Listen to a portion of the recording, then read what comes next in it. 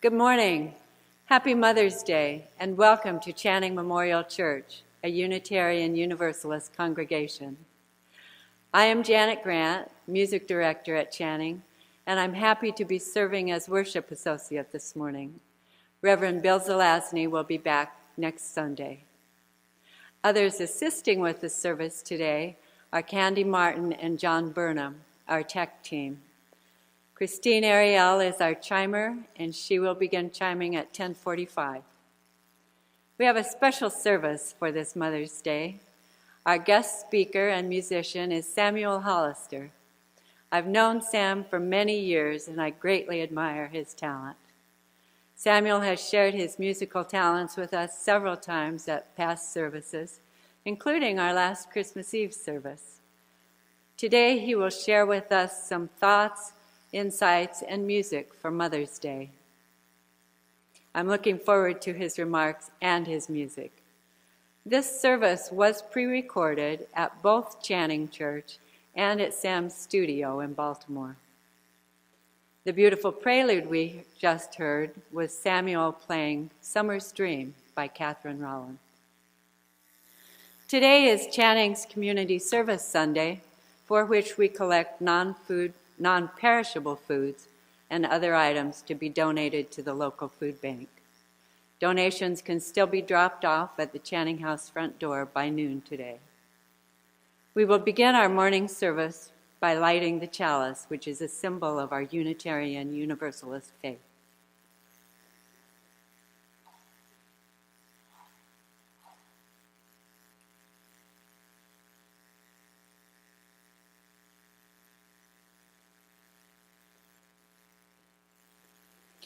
Our chalice lighting words come from Claudine Oliva. We light the chalice today for mothers and mothering, to celebrate those who have embraced nurturing a young one, baby, child, or youth into adulthood, to celebrate those who have nourished the light of truth and compassion in growing minds and hearts, to celebrate those who have committed time, money, energy, to the growth of others in this world. We light this chalice to celebrate and hold dear this flame of love. The following words from one of our hymns in our hymnal were written by Unitarian minister Dana McLean Greeley, who was also the founding president of the Unitarian Universalist Association. The words are beautiful any day, but I think they are especially beautiful for today's service. Let all the beauty we have known illuminate our hearts and minds. Rejoice in wonders daily shown, in faith and joy and love that binds. We celebrate with singing hearts the loveliness of sky and earth, the inspiration of the arts, the miracle of every birth.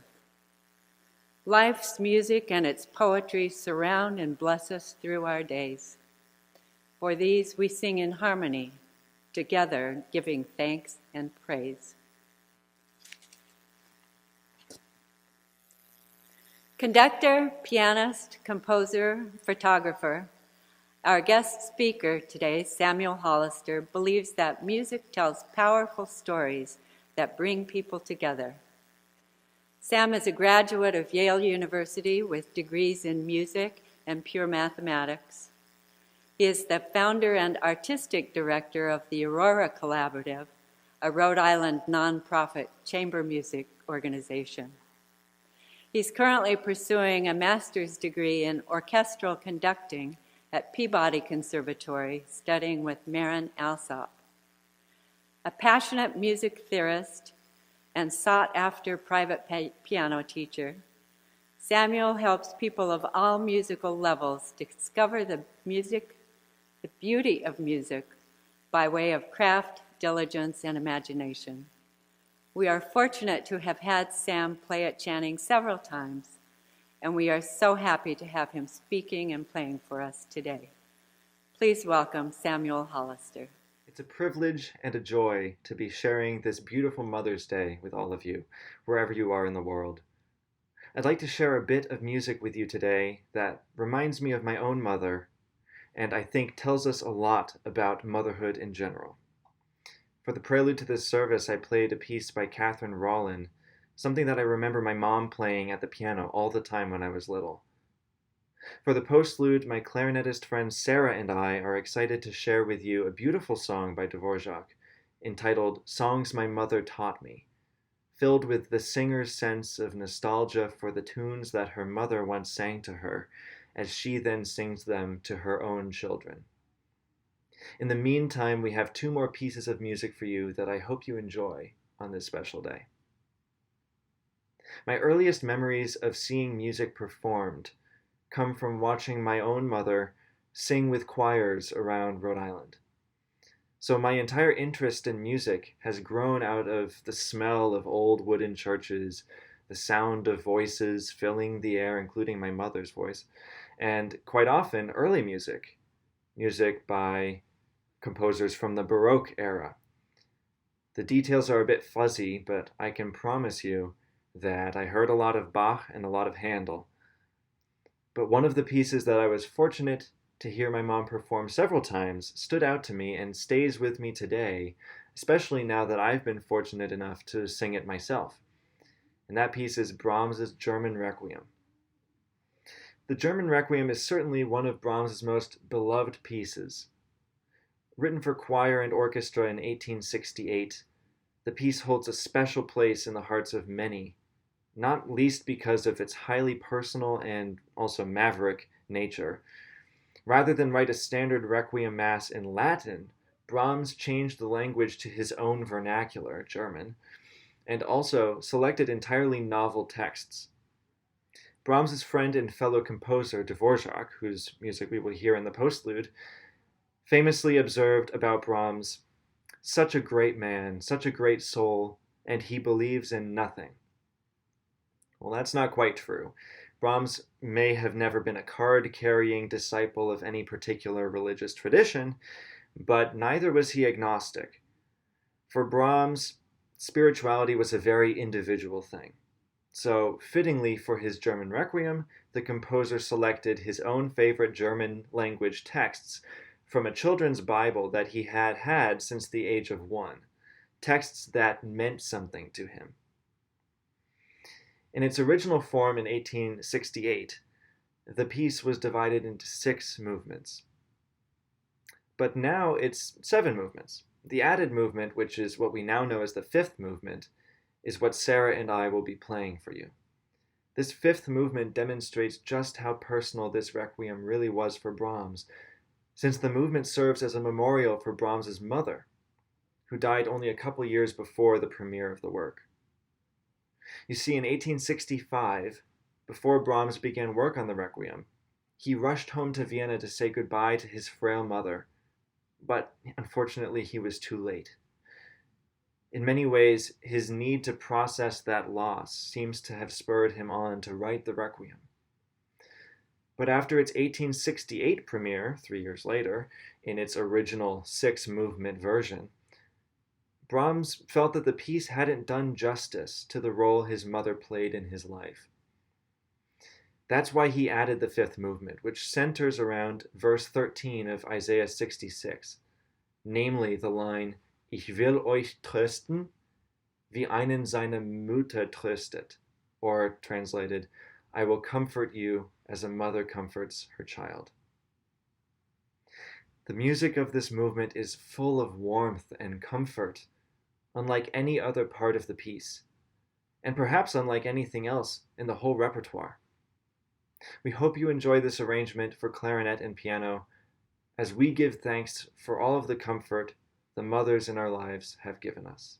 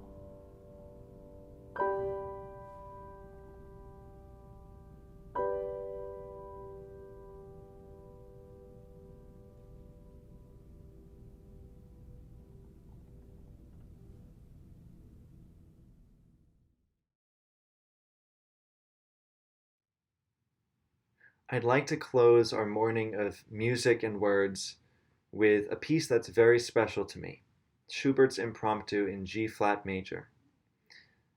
Of all the pieces that I played at home growing up, this is probably my mom's favorite. This is the one that always made my mom pause whatever she was doing and just sit and listen. The piece is gentle, inwardly reflective, and calmly stirring. It has the kind of melody that, even though written for solo piano, seems to sing to you through words. It's almost like the memory of someone we haven't seen or heard from in a while, but whose singing voice, even without words, still echoes in our ears. I can't think of any better way to say thank you to my mom for all of your ceaseless attention and support, to all the other mothers whose unconditional love keeps the world spinning, and to all the mothers, grandmothers, and stepmothers we've lost, whose memories we hold close to us, and whose voices we can still hear singing, even if without words.